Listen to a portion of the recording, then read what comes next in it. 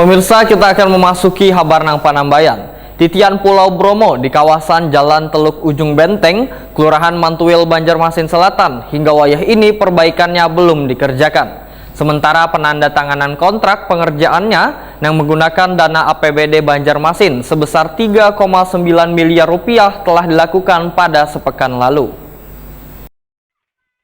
Titian Pulau Bromo di kawasan Jalan Teluk Ujung Benteng, Kelurahan Mantuil, Banjarmasin Selatan, hingga wayah ini perbaikannya belum dikerjakan. Bahkan belum kelihatan ada tanda-tanda bahan material yang datang di sekitar kawasan perbaikan jalan titian tersebut. Sementara penandatanganan kontrak pengerjaannya yang menggunakan dana APBD Banjarmasin sebesar 3,9 miliar rupiah telah dilakukan sepekan lalu. Wakil Ketua RT 06 Kelurahan Mantuil Rasidi Wahetakuni Prima TV tengah hari Senin 12 Juni 2023 memedahkan, sebelumnya dinas terkait telah melakukan pengukuran jalan titian yang akan dilakukan perbaikan, wan habarnya akan diperbaiki pada bulan Juni ini.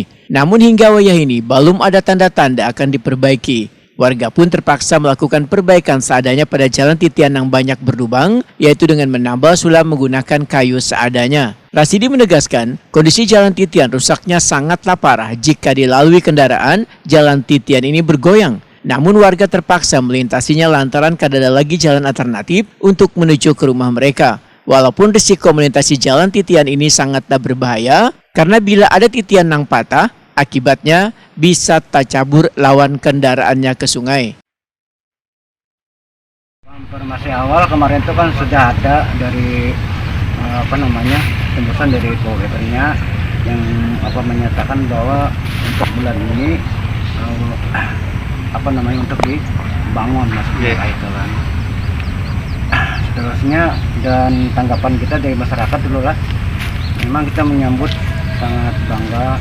Dan artinya kami berterima kasih kepada pihak terkait, khususnya pemerintah yang tadinya jalan kita yang sudah rusak, alhamdulillah diberikan fasilitas yang artinya agar kita ini bisa menjalani dengan nyaman kayak.